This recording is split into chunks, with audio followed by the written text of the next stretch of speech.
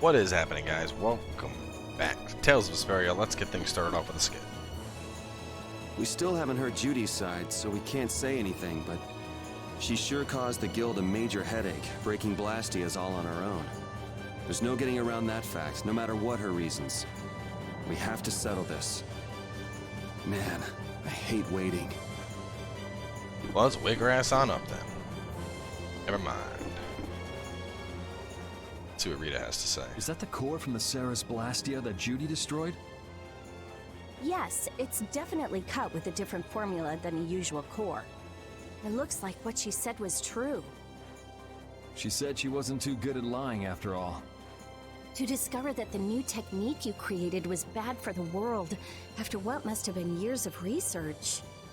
I can't imagine how the person who created the Hermes technique must have felt. Well, what if it had been you? If I found out that it hurt the Earth, I would have to do something about it. But I wouldn't destroy the blastia like that.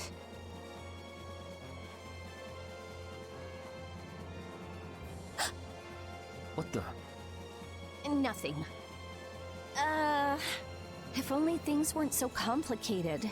I could have just blasted her into oblivion and been done with it. You're really gonna ignore the fact that this bitch is sleeping with her heels on? We're just walking around up in that mountain in them dirty ass heels, and now you're in bed with them? Not cool, Judy. Not cool. Oh, Yuri. Sorry to interrupt while you were thinking.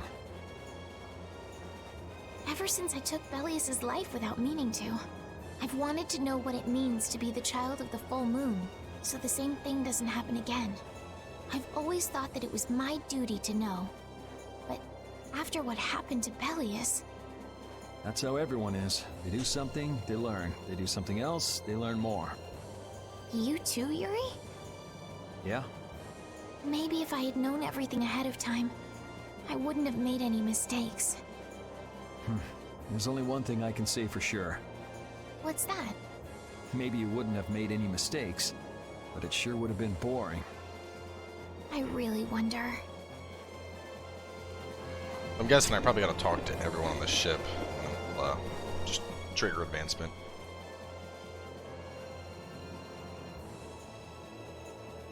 Are you thinking about Judy? Yeah. I'm wondering what we should do about her. It's true that she broke the guild's laws and betrayed us. I always thought that a guild's strict adherence to its own laws was what kept it together. That there could be no exceptions, no lenience for those who would break the laws. But... She did what she did to save the world. Judy is destroying Blastia because she knows it's the right thing to do, even if it makes people hate her. Yep. Judith didn't break our laws in order to do something bad. I know this now. I'm gonna talk with her about it and give it some more thought. I'll figure this out eventually. Oh yeah? Maybe if I become a little more decisive, Nan will listen to me too.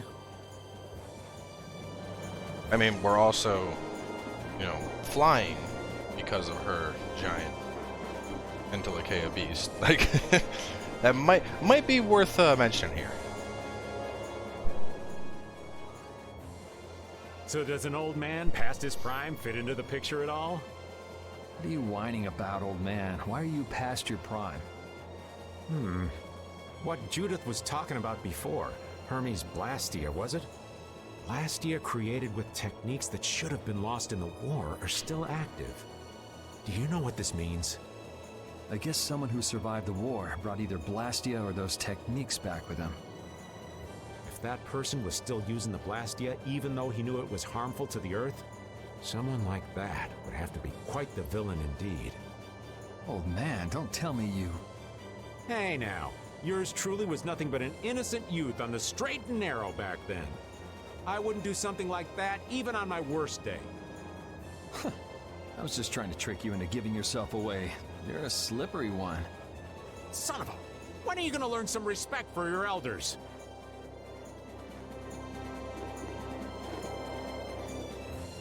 Don't fall overboard. Oh, I'll be careful. Yuri, The world sure is big. Yeah. Even though we're flying this high in the air, we still can't see everything. If the world's this big, I guess it makes sense that there'd be so many things we don't know. It might not make that much of a difference whether I get my memories back or not. Are you saying you'd be okay with not getting them back? I'm saying that I'm not the only one who feels restless and anxious not knowing the truth. Everyone's worried about something, even you and Estelle. You think so? Isn't that why everyone's here? Isn't that why Judy came back? And is that why you're here too? I don't want to be alone. You know, you're being pretty honest today. I'm always honest. Really? Well, maybe you are. Alright, boom, boom. Guess repeat, maybe? Or that, or maybe Judith's wig.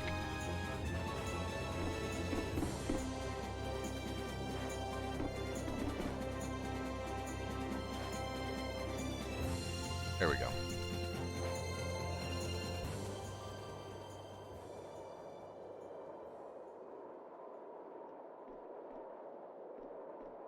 Morning, Yuri. Morning.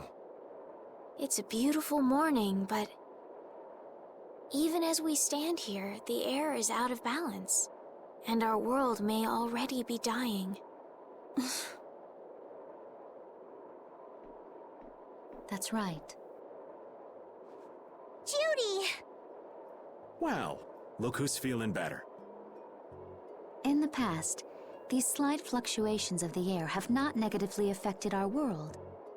There have always been beings who maintain the balance by sensing changes in the airflow.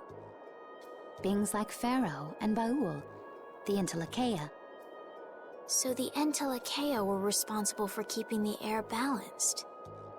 For ages, the Intellikeia have regulated the air. But the recent increase has been greater than they could control. Which is being caused by the Hermes blastia. And which is also why you were going around taking down as many of them as you could. Yes, that was my mission. The path I walk with Baul, to whom I owe my life. The path you walk. Now some would even hunt the Intellikeia for apatheia.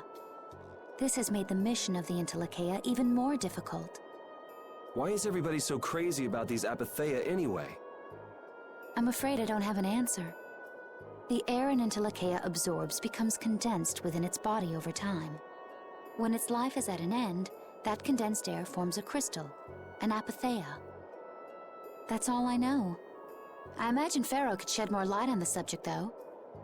So apatheia are crystals of concentrated air. If that's true and the energy could be extracted from the apatheia, it would be a source of overwhelming power, I'm sure. Could we really do that? I don't know. But if that's possible, there must be tons of guys who want those things.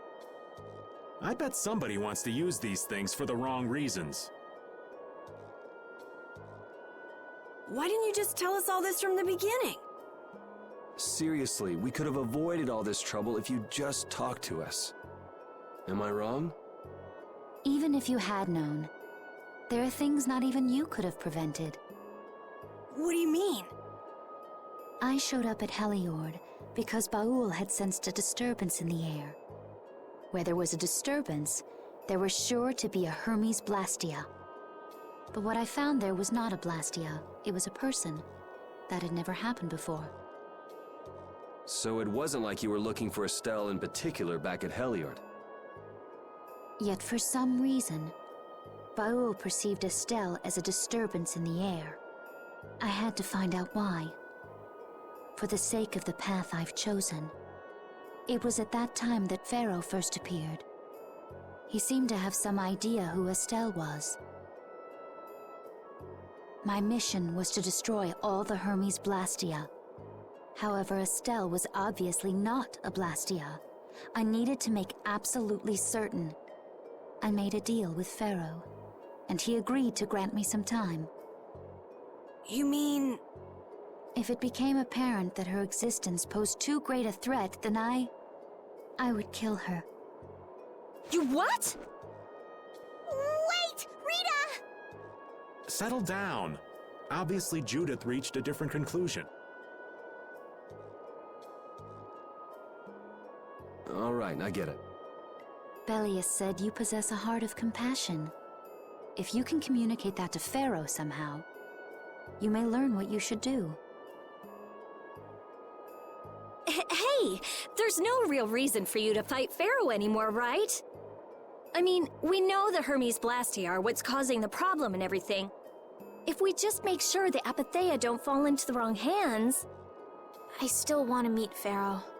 I want to hear what he has to tell me. But... Please try to understand. I have to know more about myself and take responsibility for who I am. all right. Sorry, Yuri. I don't think we can decide what to do about Judith right away. I promise not to leave again until things have been settled, as you said. I need to accept that responsibility myself. Let's go and find Phaeroh. We'll finally be getting around to one of the first things we set out to do. We can work out the rest once this is finished. There is a rocky crag in the center of the sands of Kogor. That is where Phaeroh lives.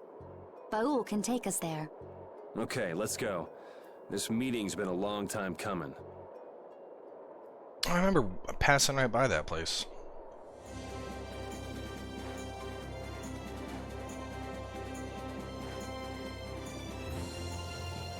I can communicate with Baul, but there are still a few things you should know. Like what? Baul can only land on the ground in wide, open spaces, so you won't be able to dismount on steep mountain ranges or in narrow canyons. Can't he land on water? Water's no good either. Really? He looks like he'd be a good swimmer. Yeah, he'd sink like a rock. Huh, who knew? But that's why we have a ship, right? Right. If you'd like to get down onto the ocean, let me know. Baul will set our ship down there for us. Okay, but what should we do when we want to fly again? Use Baul's horn to call him to you. Bowels. That's all there is to it? Every Intellekea has a special region in its brain that can be used for communication with a special power Critians possess. Huh. So we can get a hold of him by using that. Right. Baul's horn. Press L to call Baul in the world. Call on land or ship, control camera, land. Yep, pretty easy stuff.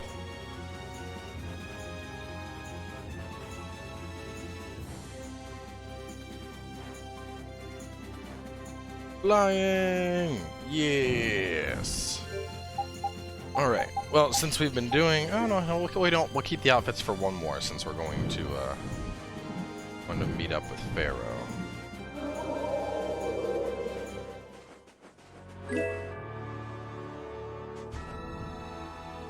Oh my god, it's so convenient!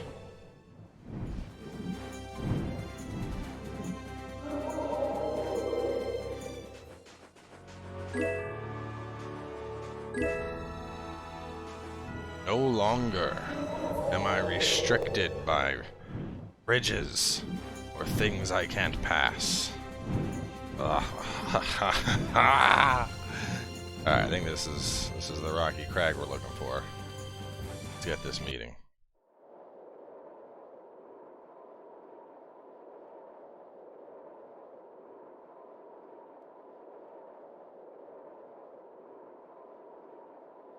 So this is where Phaeroh is? Should be. I wasn't able to see him when we came to the desert, but I think this is where we can meet him. I hope nothing bad will happen. What if he suddenly attacks us?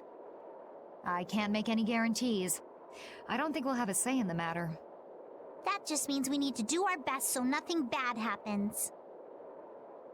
Carol, are you okay? No, I'm not okay. I should go. Phaeroh sure did pick a bleak place to live in, don't you think? They say this area used to be covered in lush greenery. Why did it turn into this rocky desert? I don't know that much. Estelle, are you really going to meet him? Even though you could be killed? Yes, I've already made peace with this decision.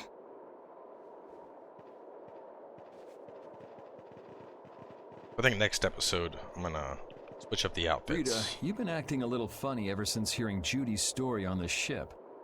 Do you have a problem with meeting Phaeroh? I just think it'll be hard on her to hear what he has to say. But it's too late to turn back now. We've come this far after all.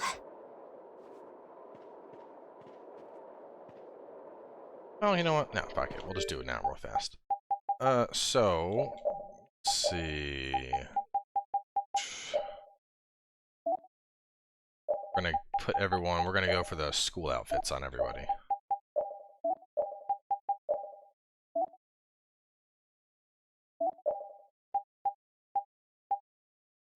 I like how his school outfit is lunch lady.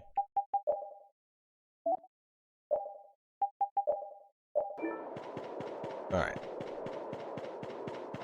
School outfits for an episode, then we'll do like alternative goofy ones. Basically the game plan is to just mix it up a bit. Judith, you're familiar with Phaeroh, aren't you? Is he really as scary as he seems? Well, let's see. Sometimes he's logical, sometimes he's emotional. He can be really scary or really kind. Alright, that didn't help very much. One thing's certain, his power's extraordinary, even among the Interlakeia. Here's hoping we don't wind up looking like poor old Mount Temsa the moment we meet him. If he can do that to a mountain, there wouldn't be anything left if he turned on us. I wish you wouldn't joke about scary things like that. Why should we get scared before we even get there? Especially if he's that strong. Wish I could take it as lightly as you and Yuri. I mean, the thing is, if he decided to attack, we would just die. Wouldn't even feel pain. It would be wiped out instantly. Well, he doesn't seem to be here. Maybe he's off somewhere taking a nap. Phaeroh, you are here, aren't you?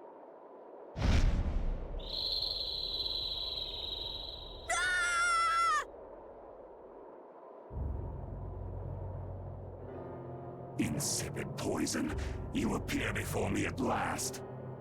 So you are here. Is that how you greet all your guests, Phaeroh? By calling them names? For what reason have you come to me? Surely you are aware that I could end your existence with a mere thought. You talk pretty big, don't you?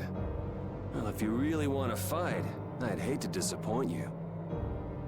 Yuri, no! Everyone, please wait! Estelle! Phaeroh, please hear what I have to say.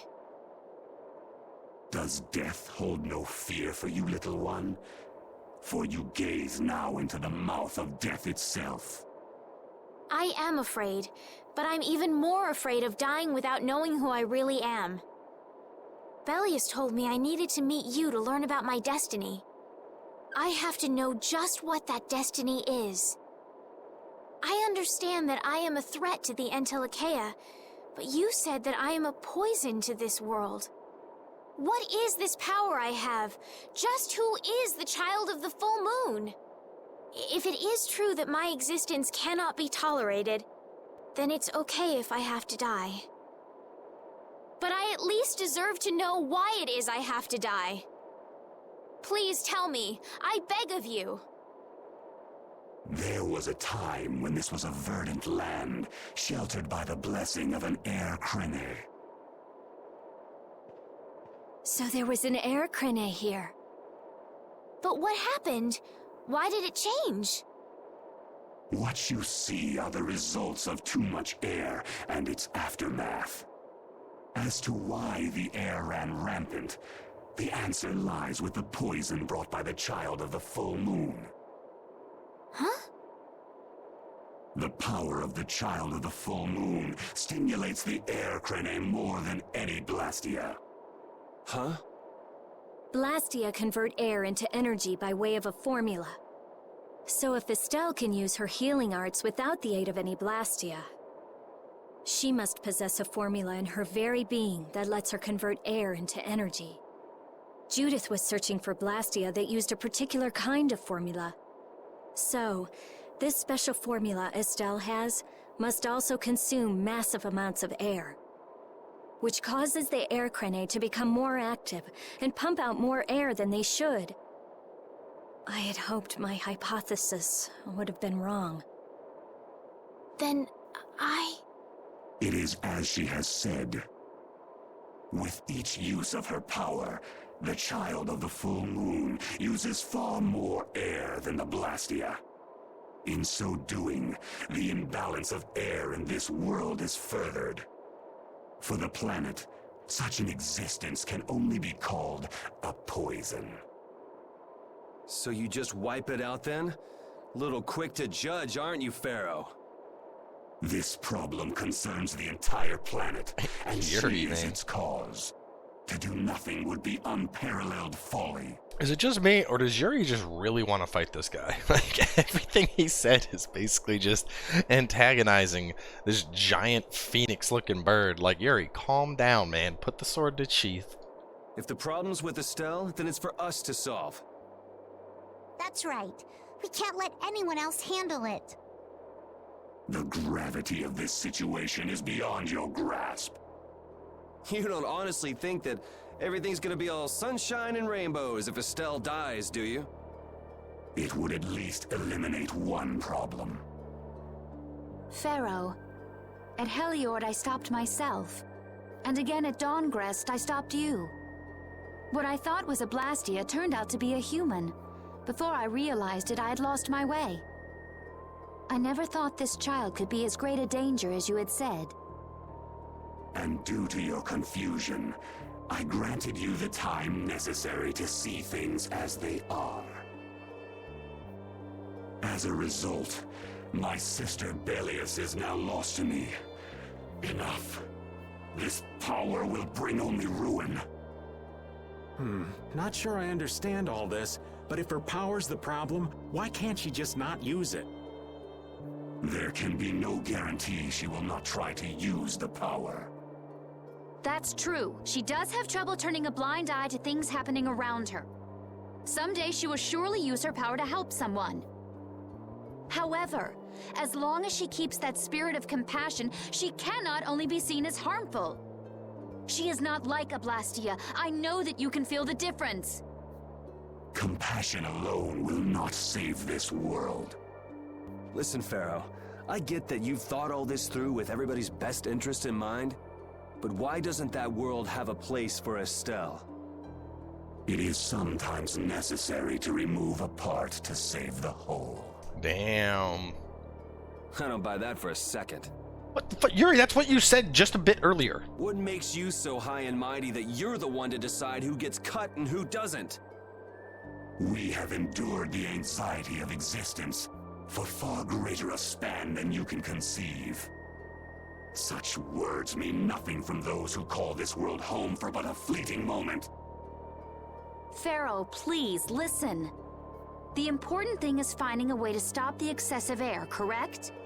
We still have time left to search for such a thing. Judith. And if the effects of Estelle's power reach their absolute limit,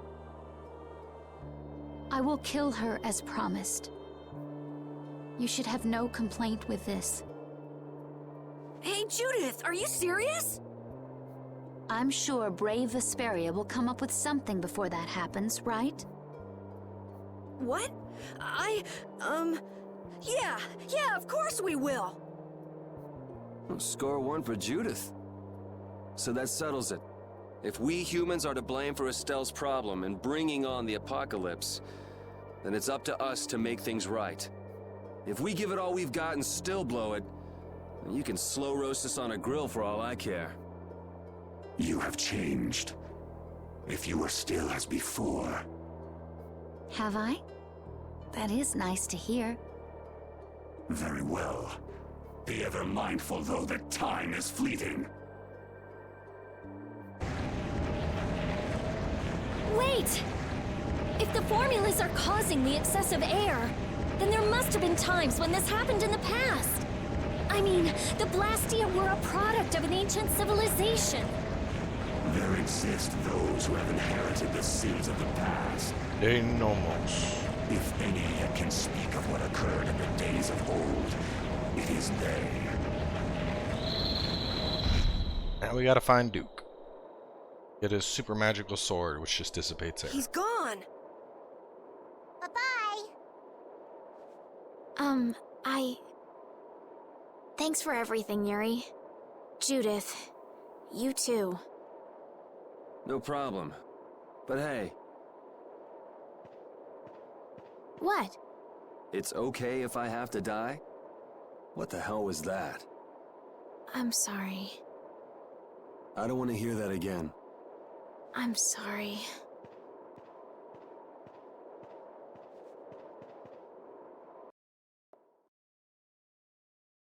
Man, I was really worried there for a while. We were pretty lucky that bruiser was in a mood for conversation. Poor Raven's heart can't handle that sort of stuff anymore. Man, Judith looks so good in the nurse outfit. You're pretty gutless for an old man. Geez, Patty, you've really got nerves of steel. If he really wanted to kill Estelle, he'd have attacked us immediately. And that's what I can't figure out. I imagine Phaeroh was conflicted as well. He hid himself from us in the desert to see just what we were made of. Huh. Maybe he wasn't as bad as we thought after all. You might be right. I get the feeling he'd do whatever's necessary when push comes to shove. That sounds like you. Maybe. But what are we gonna do, Yuri? You heard what he said. We're going to fix the problems the air's causing, and that's all. That's easier said than done. We're pretty much at square one, you know. Mm-hmm. And no one wants to be at square one. There's no doubt that the formulas are related somehow to the air getting used up. We need to find out about the ancient blastia, and if they went berserk or not. If we had that kind of information, it might give us a clue. Ask those who have inherited the sins of the past about the days of old. Or at least that's what Phaeroh said. The Critia were the ones to invent the blastia. In other words, we need to ask a Critian who is still familiar with the old stories. Yeah, the Critia are often credited as the inventors of the blastia. There isn't much left of the Critian city of Timza, though. It'd be a lot easier if there were more cities. The hidden city of Miorzo. It is far older than Timza, and the birthplace of the Critia. The first blastia also originated there. Really? Well, what do you know?